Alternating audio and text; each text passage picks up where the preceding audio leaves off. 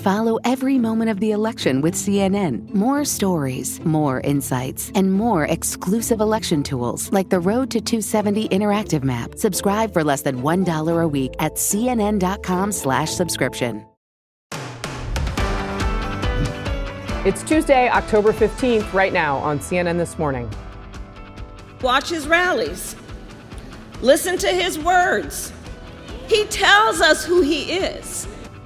New urgency. Kamala Harris trying to sharpen the distinction between her and Donald Trump with just 3 weeks to go. Plus, Georgia, this election right here is a fight for the future.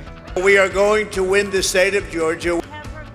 Battleground Beat, we're going to take a look at the must-win Peach State. Georgia kicks off early voting today. And then the border debate, the Trump campaign focusing on Bill Clinton's words about immigration to use them to their advantage. And Florida Republican Congressman Byron Donalds joins us live on the state of the race with just 3 weeks to go.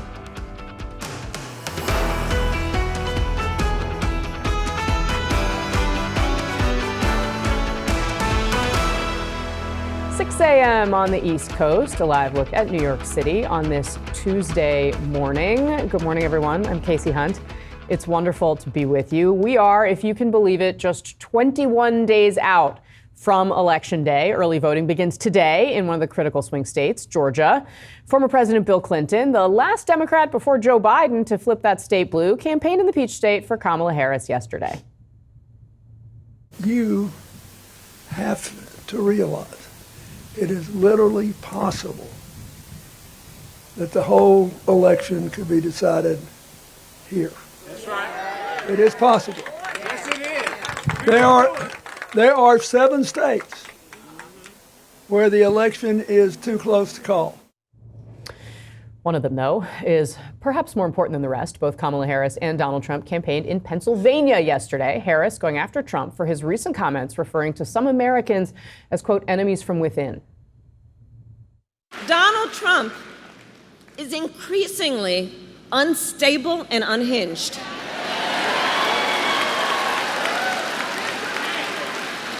And he is out for unchecked power. That's what he's looking for.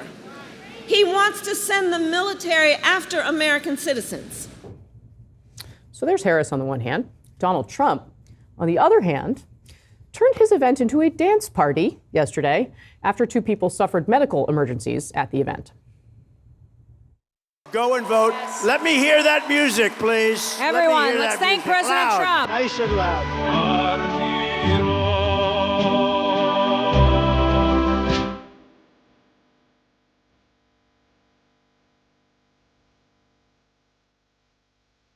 So play YMCA. Go ahead. Let's go. Nice and loud. Here we go, everybody. So CNN's reporter at the event did say there appeared to be some confusion about what was happening while he was up there on the stage. Our panel's here: Jonah Goldberg, CNN political commentator, co-founder of The Dispatch; Elliot Williams, CNN legal analyst, former federal prosecutor; Kate Bedingfield, former White House communications director and a CNN political commentator; and Brad Todd, Republican strategist and a partner in On Message. Welcome to all of you.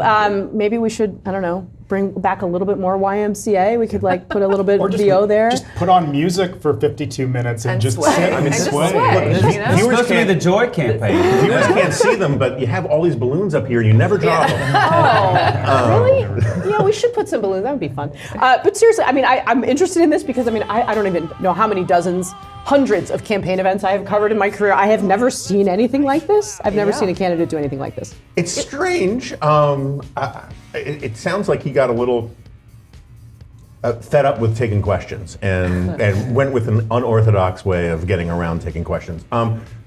Look, I think this whole election, we're getting, the contrast you're seeing between these campaigns is that I think the Harris people, for understandable reasons, are very frustrated that most Americans, or half of America, doesn't see the Donald Trump that they see. And their basic argument is, look at the guy who actually is there, not the guy that you have nostalgia for the pre-COVID economy. And that's a very hard argument to make because people think they're eyewitnesses to what the next Trump presidency is going to be like, and I think it's going to be a different presidency. And moreover, those of you who are nostalgic for the Trump presidency and the Trump economy, you're forgetting all of the other things that come along with when Trump is president. Even if you have these fond memories of what your pocketbook looked like at the time. Do you remember 2020? Do you remember what America was like? Do you remember how you felt at the time? There was a lot of craziness and silliness that we saw here. But again, I think there's that frustration that something is not coming through to that, whatever percentage of Americans just aren't buying it. I tell you what, though, as an analyst, I look at the juxtaposition there, and the campaign that's having the most fun usually is the one that feels best about itself. And I know a lot of Republicans were a little worried because Donald Trump wasn't having a whole lot of fun in September, and he was grumpy, he was grousing. You still see it poke through every once in a while. I think a lot of people will be happy to see a Trump that's having fun on the trail because it indicates that he's more confident about where the election's going. Maybe, but also is he running through the tape here? I mean, you combine this like concert yesterday with he's campaigning in California, he's campaigning in New York. I mean, is he really like hustling for the voters that he needs in the final push here? There's a lot of chatter about is Harris doing enough to run through the tape. I don't know that you could really argue that Donald Trump is. But I also think we're going to see the shift from Harris back into a more aggressive prosecution of the case against Trump. Because look, when you are running against somebody who should be a historically unpopular opponent, you do have to use that against them. I know there's a lot of back and forth about has she done enough to make the case for herself? And yes, that's true. You have to give people something to vote for. But it would be malpractice to abandon making these points about the kind of fundamental threat that Trump poses to democracy. I mean, you have to use your opponent's vulnerabilities against them, and I hope we're going to see her do that over this final 3 weeks here. I think that's a trap for her. All voters' worries about Donald Trump in that regard are baked in. And the candidates need to fight over what they're going to do in the next 4 years. I agree there has to be a forward-looking element to the message, but I think we've seen, for example, when Vance wouldn't say in the VP debate, that Donald Trump lost in 2020, that was one of the most problematic moments for swing voters. We saw it in the focus groups afterwards. People said, I can't accept that. And so, that is an extraordinary thing, and I think she has to use that extraordinariness, in her campaign. And speaking of unusual tactics at campaign rallies, one of the things that Harris did yesterday was actually put Donald Trump's comments, his recent comments from over the weekend about the enemy within, about using the military, on a big screen and playing it for people at the rally. And then the campaign also cut, let's play a little bit of this ad that they turned around and cut immediately, hitting Trump on these comments. Watch. The worst people are the enemies from within. The enemy from within are more dangerous than Russia. We have some very bad people. It should be very easily handled by the military. I do remember the day that he suggested that we shoot people on the streets. A second term would be worse. There will be no one to stop his worst instincts. So, meanwhile, Brad, I take your point about needing to be forward-looking. In many ways, that they're trying to get people to look forward at that. Yeah, and again, I think there's the problem, there's a disconnect. They also have some good ads where they go through a lot of Trump's former cabinet members saying he's not fit, we can't do this again and all that. The problem is I just think for a lot of Trump voters, again, Harris isn't actually trying to reach Trump voters at this point. Harris is trying to reach people who are on the fence or may just not want to vote. But I think that for a lot of people, they say, well, they said all of this in 2016 about him, how he's going to be dangerous and all that kind of stuff.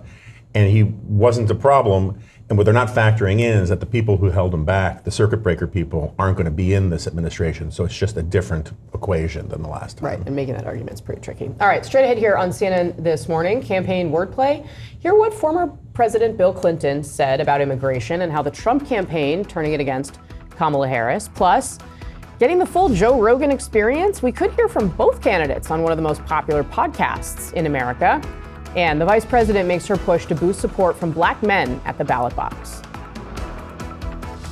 The first black president of the United States, and he had birther lines. And now you look at black immigrants, legal immigrants in Springfield, Ohio. This man is dangerous.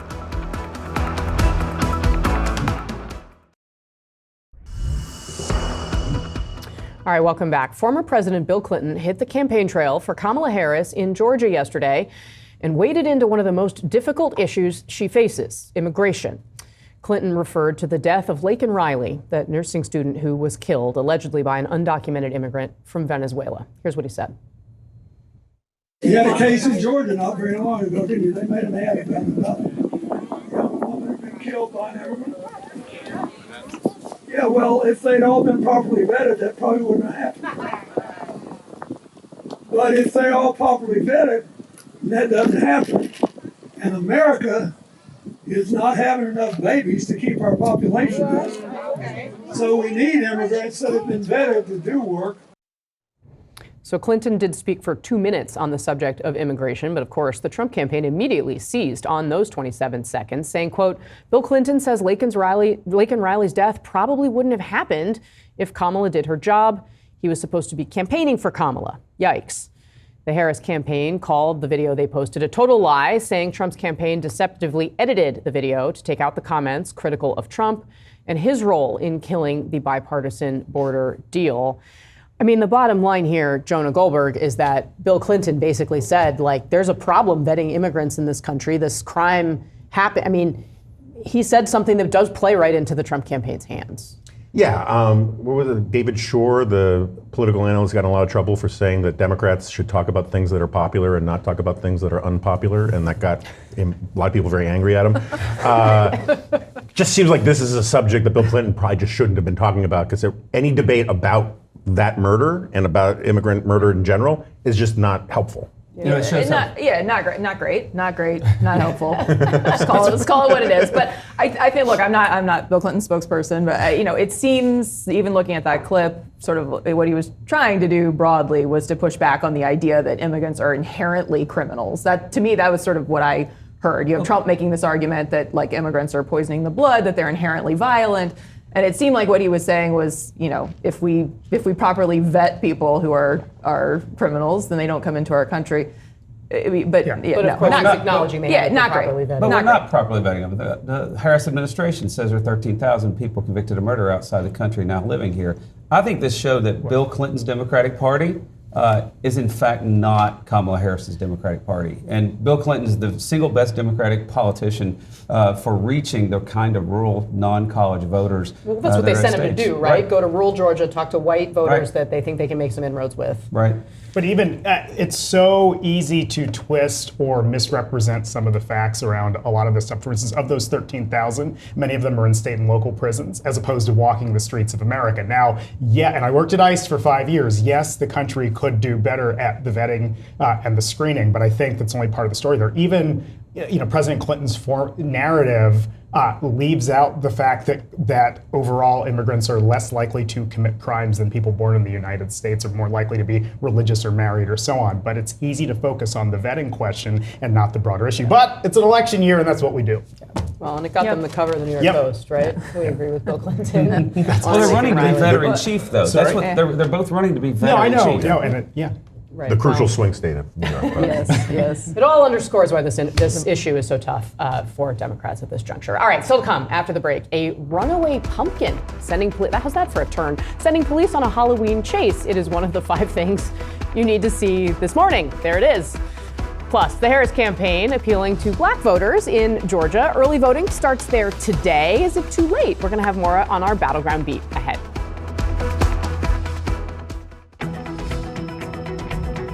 All right, 21 minutes past the hour. 5 things you have to see this morning. A small plane crashed into a front yard in Georgia, leaving the pilot dead and a passenger on board injured. One witness said the crash sounded like a bomb went off. The NTSB now investigating how it happened. Liftoff for the Europa Clipper, the largest spacecraft built for planetary exploration. The destination? Jupiter's moon, Europa. The mission? To find out, can we live on Jupiter? I'm skeptical about that, but hey, there's a reason these guys are the scientists. All right, not your everyday police chase. A giant blow-up pumpkin was on the lam. Offers in Ohio going after the gourd. Eventually, they did manage to return it to its home. Oh dear. All right, the Arizona Diamondbacks aren't in the playoffs, but a snake did make it to the National League Championship Series. A small snake was spotted in the Dodgers dugout between innings Monday. It was removed without incident. The series between the Dodgers and Mets tied up at 1 game apiece. Perhaps that snake was not the best omen.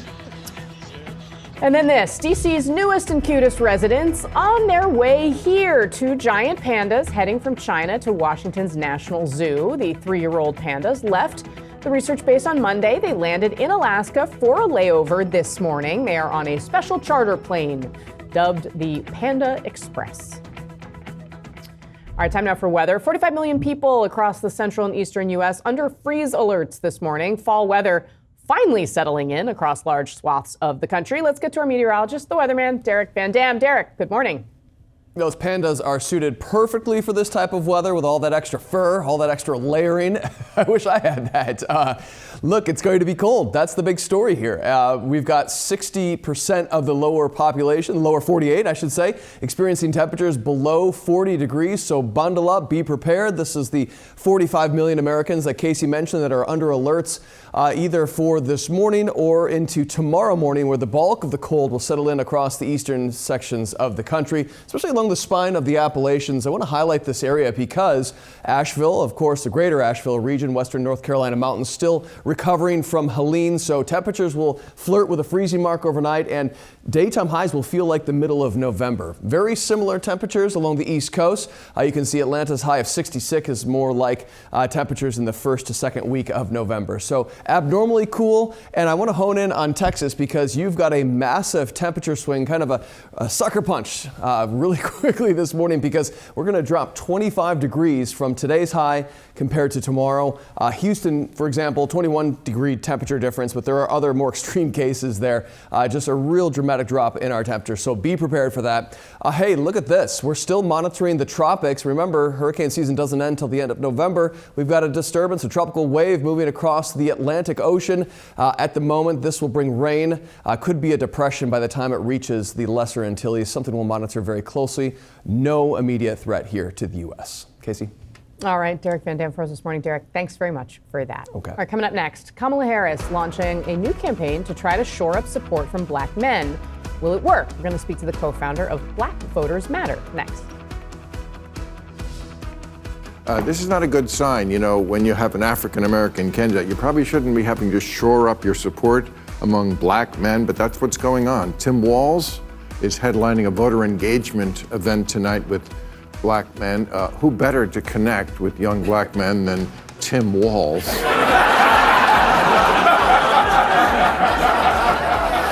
Because apparently Michael Bublé was unavailable.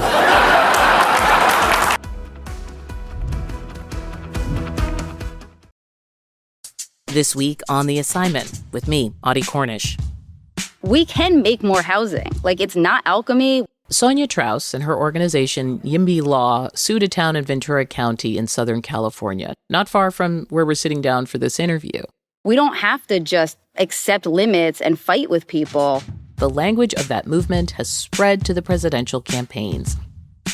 Listen to The Assignment with me, Audie Cornish, streaming now on your favorite podcast app.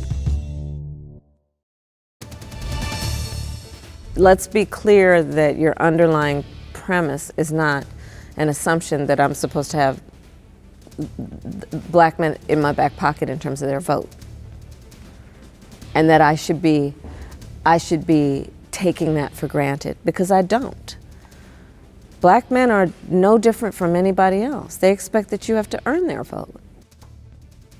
Kamala Harris making a number of appearances this week with popular black media personalities as she tries to rebuild the diverse Democratic coalition that helped elect Presidents Joe Biden and Barack Obama. Harris releasing yesterday what she called a, quote, opportunity agenda, including loans for black entrepreneurs and investments in training and mentorship. The effort comes as polling indicates an erosion of support among black men that could be decisive, especially in states like Georgia, where early voting begins today, and where both Harris and Trump will make stops this week. The frustration of black men creating an opening for Donald Trump. How many of you are voting for Donald Trump? Raise your hands. 1, 2, 3, 4, 5, 6, 7, 8, 9. How many of you are voting against Kamala Harris? 1, 2, 3, 4, 5. I can't pay for things every single week. I run out of food during the week. And I feel as though the Democratic Party and most of the people who oppose him are trying to make a fool out of me. I think the last 4 years, we have seen over-promising.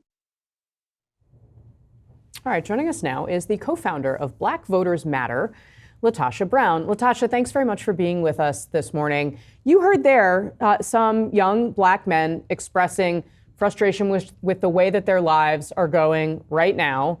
and talking a little bit about the Democratic Party and why there may be a disconnect. What did you make of what you heard there, and what does Kamala Harris need to do to win these people over?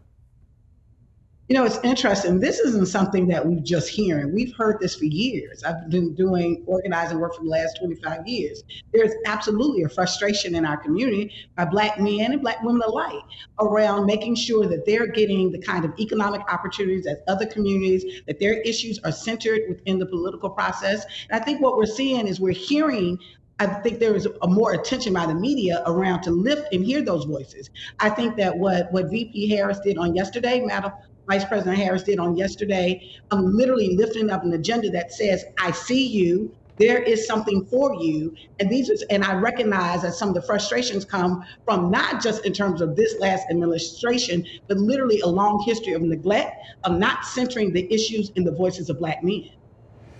Why do you think that some Black men are interested in voting for Donald Trump? What is it about Trump himself that appeals? You know, it's interesting. As I think there's a difference between conversation around Trump and the commitment. We heard the same thing in Georgia around Herschel Walker and Senator Warnock, that this was supposed to be a blowout, that there were all these Black men that were going to vote for Herschel Walker, and that simply did not happen. I think what we're capturing is I do believe that there's an issue of frustration, and that frustration, the frustration with one candidate does not necessarily mean there's going to be an exodus to the other candidate. But to the extent that I do think that there is some appeal around Donald Trump, I think part of it has been really around his rhetoric, his sexist rhetoric. I think some of it has really been around he's a caricature, and so he's constantly in the media. I think that a lot of that is they're responding to the personality of Trump. But I think ultimately, when it gets down to who's going to turn out to vote, I do not anticipate or see that this large group of Black men or Black anybody is going to vote for Donald Trump. Yeah, fair enough. It's more that this question of can Trump push that margin to a place where it does make a real difference. How do you think this plays specifically in Georgia, where early voting starts today? You know, I think what that means is you've got to hit the ground running. I think that the Harris campaign, they have been to Georgia several times, and I think she's coming again this week. I think that's going to be really important and key and critical. What I know is that some of the information we've been running into on the ground is misinformation and disinformation. There have been all kinds of memes and social media posts that actually frame information about this campaign that's quite frankly wrong around both candidates. And so part of, I think, what has to happen at this stage is, one, making sure that we're getting the right information to people on the ground, connecting with them and turning them out. All right, Latasha Brown for us this morning. Really appreciate your time today. Thanks so much for being on with us. Thank you for having me. All right, let's turn now to this. The Kamala Harris campaign using Donald Trump's words against him after the former president suggested using the U.S. military to handle what he called the enemy from within and so-called radical left lunatics on Election Day. Both Harris and her running mate Tim Walz focusing in on those comments during rallies in Pennsylvania and Wisconsin on Monday, with the vice president playing video of Donald Trump's remarks for her crowd. He tells us who he is. I will show you one example of Donald Trump's worldview and intentions. Please roll the clip. The worst people are the enemies from within. The enemy from within. He's talking about that he considers anyone who doesn't support him or who will not bend to his will an enemy of our country. Republican vice presidential nominee J.D. Vance defending Trump's comments during a stop in Minnesota, calling the use of military force justifiable should there be violence on Election Day. Is it a justifiable use of those assets if they're rioting and looting and burning cities down to the ground? Of course it is. If that happens, if you have a major reaction to an election in 2024, of course you ought to commit law enforcement resources to bring order back to our cities. What did Donald Trump mean by an enemy within? How do you interpret that? Well, I think one of the ways I interpret it is in the past 3.5 years, Kamala Harris's open border has allowed at least hundreds and maybe thousands of people that we know are on the terrorism watch list. All right, our panel is back.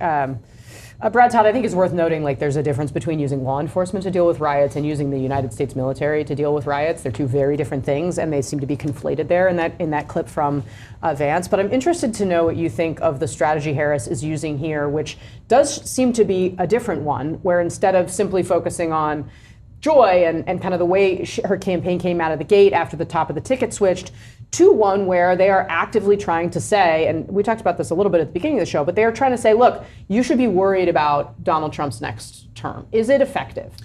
I think it's a trap for both of them. I think it's a trap for Donald Trump to talk about the people who are against him, and he should, instead of talking about the people he's fighting for. He's at his best when he's talking about the working class voters that he's trying to stand up for. So I think it's a trap for him. I think it's a trap for Harris because she already has people who are worried about Donald Trump.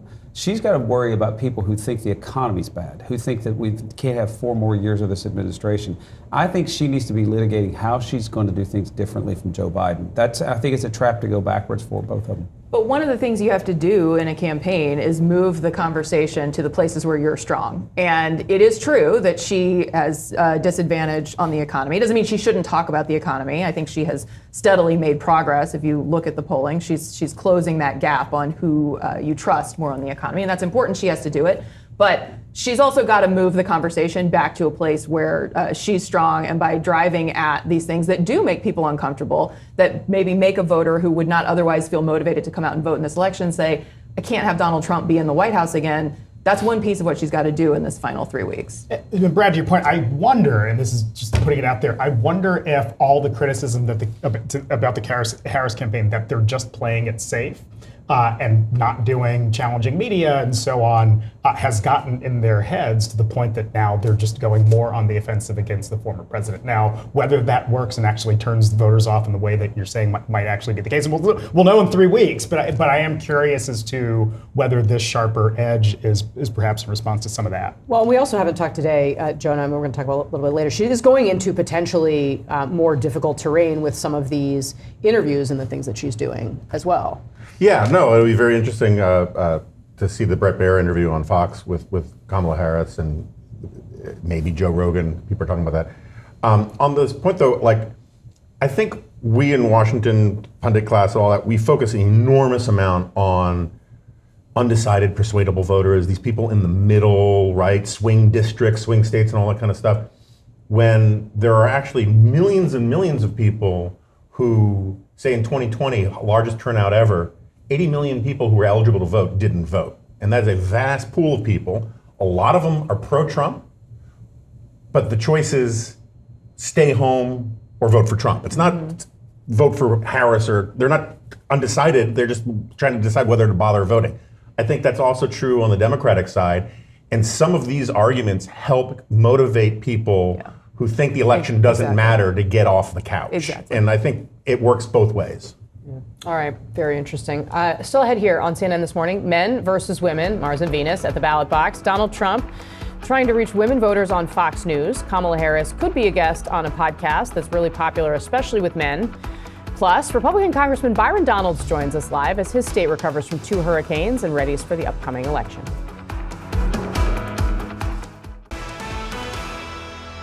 Joe will be a president for all Americans.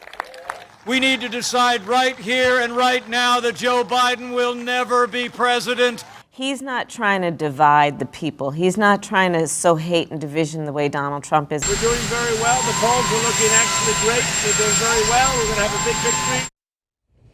That's what the 2020 presidential race sounded like exactly 4 years ago today, when the nation was preparing for what would ultimately be a relatively close election. But let's look back at the polling from October 15th in 2020. It shows Joe Biden maintained a significant 10-point lead over Donald Trump at this stage in the race. Today, though, Trump trails Kamala Harris by just 2 points in the latest ABC Ipsos poll. That is, of course, within the margin of error. Trump insists he's feeling confident about his place in the polls and his supporters' ability to push him over the finish line.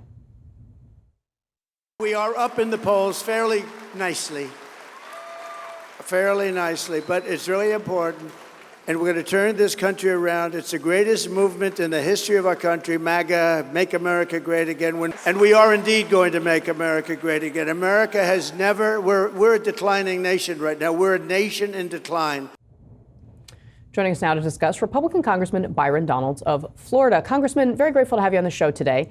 Thank you very much for being here. I actually want to start with the comments that Donald Trump made over the weekend about using the National Guard and potentially the military should there be chaos after Election Day. Let me play those comments and I'll ask you to respond. Watch. I think the bigger problem is the enemy from within. We have some very bad people. We have some sick people, radical left lunatics. And I think they're and it should be very easily handled by, if necessary, by National Guard, or if really necessary, by the military, because they can't let that happen.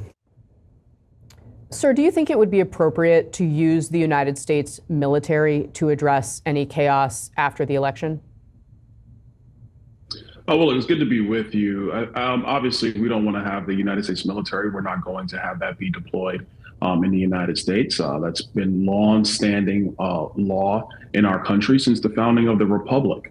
But I think it is important to note that if there is a time where you have to deploy the National Guard, like Donald Trump did want to do on January 4th of 2021, when he authorized 10,000 National Guard troops to be at the U.S. Capitol for January 6th, that is something where it could be appropriate. Look, at the end of the day, the biggest thing we want is a continued use and an application of a peaceful transition of power. And I think that's the thing that he's most concerned about. I think every American is concerned about that. Are you confident he's going to accept the results of the election if he doesn't win? I think obviously he would accept those results as long as every state follows the procedures that are passed by state legislatures. And I think that we need to understand very clearly that one of the main issues in the 2020 elections is that you did have state governments or state jurisdictions that were not following state law when it comes to the procedures of their elections. They were changing those procedures at the 11th hour using COVID-19 as an excuse. And my view has always been, and many people's view has always been, that's simply unacceptable. All Donald Trump has ever said is, look, follow the law that are on the books, follow the procedures that are on the books. And as long as that occurs, everything will be fine. Sir, let me ask you also about the enemy within comments that Donald Trump made there. Who do you believe he's talking about when he says the enemy within? Well, I think if you take a step back over the last really 10 years that Donald Trump has been at the forefront of American politics, let's look at what actually occurred. In 2015 and 2016, he had elements of our government spying on his campaign. That is something that is completely un-American, doesn't really get reported on or talked about for really how disastrous that is for our country. But that occurred. They spied on his campaign. You have elements of this current administration. It was covered. What you're talking about, I think, was covered extensively at the time and has to do with some of the national security laws that we have in place. And the way that you're shorthanding it, I do have significant questions about that. I mean, he seems to be suggesting that Adam Schiff is one of these people. Do you believe Adam Schiff is an enemy within our country? In the House, we know that Adam Schiff was using his position as then chairman of Intel to leak information into the press. We know that. That is wrong, but that's what Adam Schiff was doing. We do know that you have elements of the Kamala Harris, Joe Biden administration that have used the Department of Justice to be weaponized against their chief political rival. That is wrong. And so we have to be honest with ourselves as Americans that we do not want the institutions of our government being wielded against political rivals. But let's not talk about Donald Trump. You have elements of this Department of Justice under Merrick Garland that has targeted parents who are just simply concerned about their child's education, calling them domestic terrorists. That did occur. You have elements of this White House that were spying on the American people, suppressing the free speech of the American people. That is the enemy within. And so I think one of the reasons you have people like Robert F. Kennedy Jr., like Tulsi Gabbard, who have switched from the Democrat side of the aisle to supporting Donald Trump in his campaign, because they are also concerned about the quote unquote. This Department of Justice has also, there was a special counsel appointed who prosecuted Hunter Biden, the president's son. You've got the president of the United States expressing, according to Bob Woodward, regret about appointing Merrick Garland because Merrick Garland is going after the president's son. So, I mean, there are examples where this Department of Justice is going against the White House in a way that refutes the argument you're making. Well, Cassie, I mean, we're 22 days to election, but let's talk about Hunter Biden. The only reason why the Department of Justice actually went after Hunter Biden the way they've done is because they were exposed for letting so many of Hunter's criminal charges lapse by statute of limitations because they were covering up for Hunter Biden and Joe Biden. So once that was exposed by the Oversight Committee, which I sit on, then the Department of Justice had no choice but to reverse course. That's the actual facts. Congressman, let's turn back to the election. Before I let you go, I want to ask you about Black men in particular. President Obama was on the campaign trail trying to talk to Black men. Now you've got Kamala Harris going out there, sitting down with media outlets where she's clearly trying to reach Black men. Do you think her efforts are going to make a difference? No, I don't. And for a number of reasons. Number one, this is the same Kamala Harris where a few years ago, she's out there saying that the audio clips are available, the video clips, where there was no agenda for Black people. She actually said that what works for all Americans will also work for Black people. But now she's going to reverse course because she's losing in this race and try to say she's going to do an agenda specifically for Black men. I just don't think it's going to work. Number two, she's basically had 1,400 days to enact all these types of policies, and she's done nothing. Actually, not even spoke to any of these things. But now that we're 20 days until November 5th, now she wants to run out there with a specific agenda. Everybody knows it's phony and it's fake. It's pandering. It's just politics, and it's not real. At the end of the day, what Black men are looking for, like all men in our country and all people, is an economic agenda that actually works to helping you grow your wages, have prices be stable, be able to build wealth, and to pass something on to the next generation. And it is crystal clear if you compare Kamala Harris's economic record to Donald Trump's economic record, that when Donald Trump was president, wages adjusted for inflation were significantly higher. People were able to save more, people were able to buy a home, and people were able to start building wealth. The Kamala Harris economic agenda has not been good for any American, including Black men. All right, Congressman Byron Donalds, thank you very much for your time this morning. I appreciate you being on. Thank you. All right, let's turn now to this. Vice President Harris doing something she hasn't done before. She's going to sit down for a Fox News interview. It's scheduled to happen tomorrow. The vice president has faced criticism for not doing enough interviews early on in her campaign. Now she's trying to call out Trump for dodging reporters. This man won't even debate me a second time. He won't even debate me a second time. He didn't do the 60 Minutes interview, which I believe every presidential candidate for president of the United States has done. And one has to ask, what is Donald Trump trying to hide? What is his staff and his team trying to keep from you? Trump is also making an appearance on Fox News this week. He will tape a town hall in Georgia later today with all women as he tries to chip away at Harris's advantage with female voters.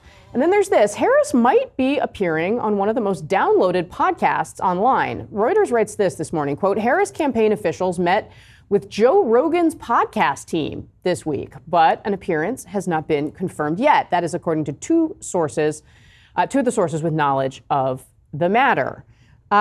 Is this a smart play potentially, Kate, or is sitting down with Joe Rogan just a dangerous game for her?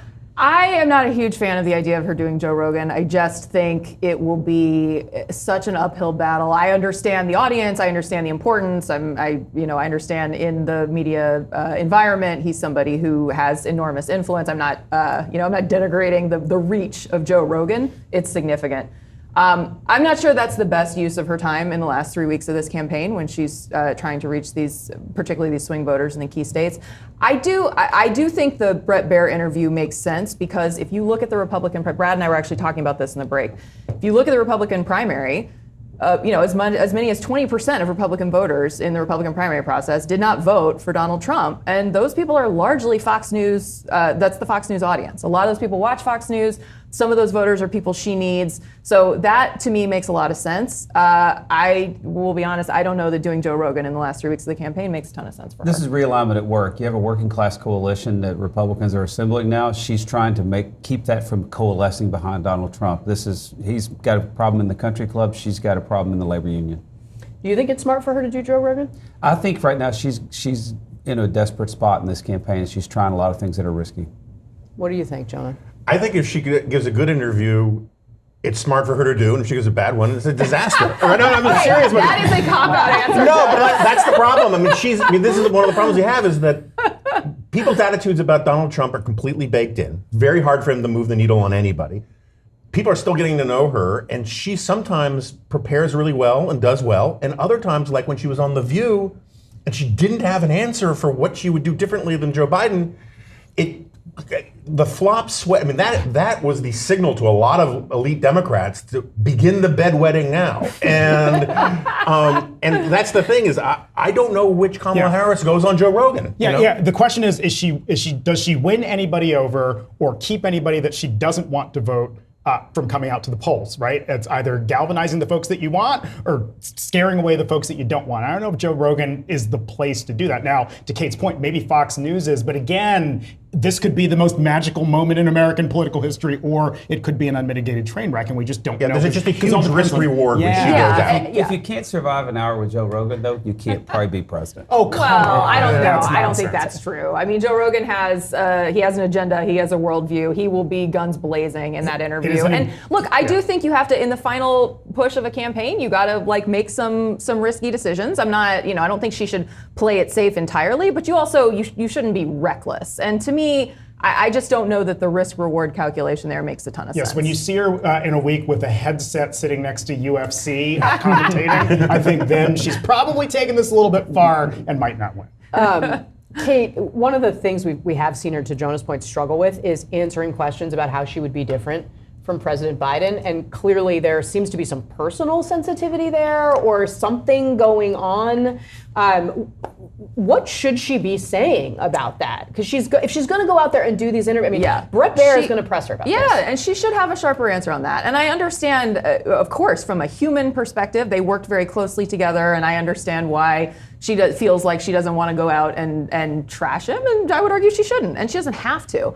But she does need a sharper answer about how her agenda differs, places where she will be more aggressive. I don't think that that's undermining the things that she and Joe Biden have accomplished in the White House. I think that's laying out for people, here's my vision for how things are going to be different. And yes, she absolutely she could talk about stronger preparations for the eventuality of the fall of Roe. She could talk about being tougher on companies who are price gouging. I mean, there are ways where she could say, here's what I might have done differently, but more importantly, here's what I will do differently in the future. And that's, I think, yes, she needs a sharper answer on that. All right, so we're heading towards the top of the hour, but Brad Todd, while I have you, for our viewers who don't know, you do a ton of work in Pennsylvania, and it is really the key to the election. So right here, 3 weeks out, who is winning in Pennsylvania? I think Donald Trump's going to win Pennsylvania, and I think he may win it by more than a point. I could see him winning it by 2.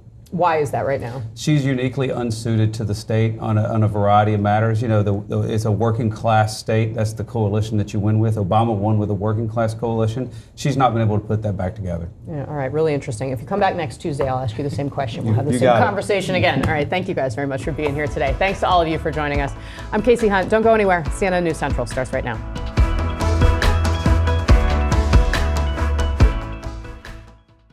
Don't let CNN's John King have all the fun. Experience the CNN Magic Wall on your mobile device. Get live results, expert insights, and an immersive election experience. Find it at cnn.com/magicwall or the CNN app today.